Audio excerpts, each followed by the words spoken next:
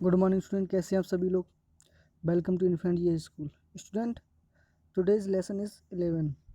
तो हम इससे पहले हम आपको 10 लेसन तक करवा चुके हैं और उस जो लेसन नंबर 10 है उसके क्वेश्चन आंसर हम उसकी पीडीएफ अभी सेंड करेंगे आपको।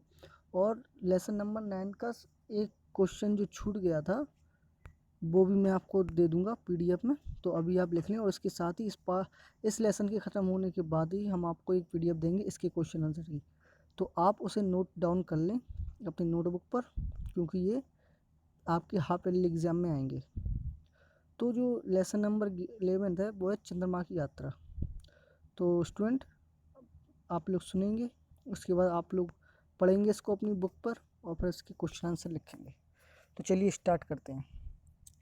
जब से कुछ वर्षों पहले कौन विश्वास करता था अब से कुछ वर्षों पहले कौन विश्वास करता था कि मानव कभी चंद्रमा पर भी पहुंच सकता है। लेकिन 21 जुलाई 1969 ईस्वी को मानव ने चंद्रमा पर पहुंचकर अपनी विजय पताका लहरा दी। तुम इसके बारे में अवश्य ही जानना चाहोगे। वायुयान द्वारा हम लोग एक देश से दूसरे देश में पहुंच जाते हैं, लेकिन चंद्रमा की यात्रा इतनी सरल नहीं है। कारण यह है कि पृथ्वी पर चीज को अपनी ओर खींचती है। कोई साधारण यान चंद्रमा की ओर मुड़े तो यह पृथ्वी की ओर खिंचकर चकनाचूर हो जाएगा।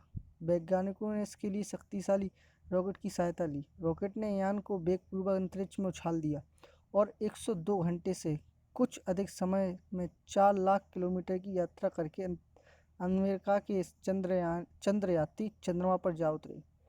इनके नाम थे नील आर्मस्ट्रॉन्ग और एडविन एल्ड्रिन। चंद्रमा की ओर उड़ान भरने वाले इस यान का नाम था अपोलो 11। यह बड़ी सावधानी व कुशलता से बनाया गया था। इसके 3 भाग थे। पहले भाग को कमांड मॉड्यूल नाम दिया गया था।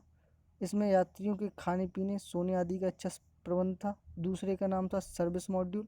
इसमें यात्रा के लिए ईंधन और यात्रियों की सांस लेने के लिए प्राणवायु थी। तीसरा था चंद्रयान, जिसका नाम ईगल रखा गया था। यह भाग ही शेष यान से अलग करके चंद्रमा पर उतर गया था। बाद में ईगल ने ही चंद्रयात्रियों को अंतरिक्ष में चक्कर लगाते हुए कमांड मॉड्यूल तक पहुंचाया था। लेकिन तुम तो चंद्रयात्रियों की चंद्रमा पर सैर के बारे में कुछ जानने को उत्सुक होगे। लो बताते हैं। चंद्रयान ईगल चंद्रमा पर उतरा तो सबसे पहले यात्रियों ने अपने यान की जांच की। फिर कुछ खा पीकर आर्मस्ट्रॉन्ग ने यान से उतरकर सावधानी से अपना बायां पैर चंद्रमा पर रखा और फिर धीरे से दूसरा पैर नीचे रखा। सोचो वे एकदम यान से क्यों नहीं कूद पड़े। चंद्रयान पर बैठे हुए एल्ड्रिन ने अनेक चित्र लिए। कुछ देर बाद वे भी यान से उतरे। दोनों ने मिलकर चंद्रमा की चट्टानों के टुकड़े और वहाँ की मिट्टी के नमूने एकत्र किए। उन्होंने अमेरिका का राष्ट्रीय ध्वज चंद्रमा पर गाड़ दिया और जानकारी प्राप्त करने के लिए अनेक यंत्र भी वहाँ पर रखे। दोनों चंद्रयात्री पहले तो चंद्रमा पर बड़े संभल कर चले, लेकिन बाद में उन्होंने चलते हुए लंबी लंबी छलांगें लगाईं। जानते हो क्यों? पृथ्वी पर जिस वस्तु का भार 6 किलोग्राम है, चंद्रमा पर उस वस्तु का भार केवल 1 किलोग्राम रह जाता है। इस तरह यदि पृथ्वी पर तुम 20 किलोग्राम भार उठा सकते हो तो चंद्रमा पर 120 किलोग्राम भार उठा सकते हो। शरीर का भार भी वहीं इसी प्रकार घट जाता है। इसलिए वहाँ ऊंचा उछलना और लंबी छलांग लगाना बहुत आसान है। एक उपग्रह खिलाड़ी वहाँ 36 फुट ऊंचा कूद सकता है। एक अच्छा खिलाड़ी वहाँ 36 फुट ऊंचा कूद सकता है और 120 फुट लंबी छलांग अपनी आसानी से लगा सकता है। चंद्रयात्री भोजन, पानी और सांस लेने के लिए ऑक्सीजन पृथ्वी से अपने साथ ले गए थे। ऐसा क्यों? चंद्रमा पर ना हवा है और ना पानी, इसलिए ना वहाँ पेड़ पौधे हैं, ना पशु पक्षी या मनुष्य।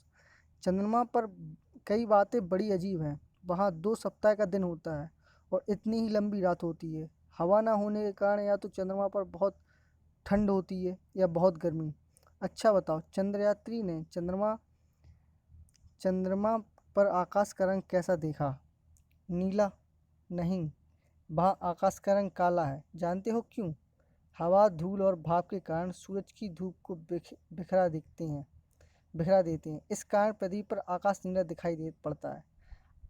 अपना पूरा काम करके दोनों यात्रियों ने चंद्रमा से उड़ान भरी। उनका तीसरा साथी कॉलिंस उनकी राह देख रहा था। वह अपने मुख्य यान कमांड मॉड्यूल में बैठ अंतरिक्ष में पहले से ही चक्कर लगा रहा था। दोनों यानों को उड़ान भरते जोड़ा गया। अब तीनों यात्री मुख्य यान में आ गए थे। ईगल को अलग करके अंतरिक्ष में चक्कर काटने के लिए छोड़ दिया गया। यात्रा पूर्ण करके तीनों यात्री अपने मुख्य यान द्वारा प्रशांत महासागर में सकुशल उतर आए। चंद्रमा से लाई गई चट्टानों के नमूने और चंद्रधूल वैज्ञानिकों को जांच के लिए दे दी गई। चंद्रमा पर सफल यात्रा के बाद अब वह दिन दूर नहीं जब मानव अन्य ग्रहों की भी यात्रा कर सकेगा। तो स्टूडेंट, ये जो लेसन था ये था चंद्रमा के ऊपर, जिसमें हमारे जो पहले यात्री थे वो थे नील आर्मस्ट्रॉन्ग। 1869 में ये गए थे। तो वहाँ पर कैसे गए, किस चीज़ से गए, वहाँ पर क्या हुआ, ये सब इस पार्ट में बताया गया है। बहुत इंटरेस्टिंग है, बहुत बढ़िया पार्ट है।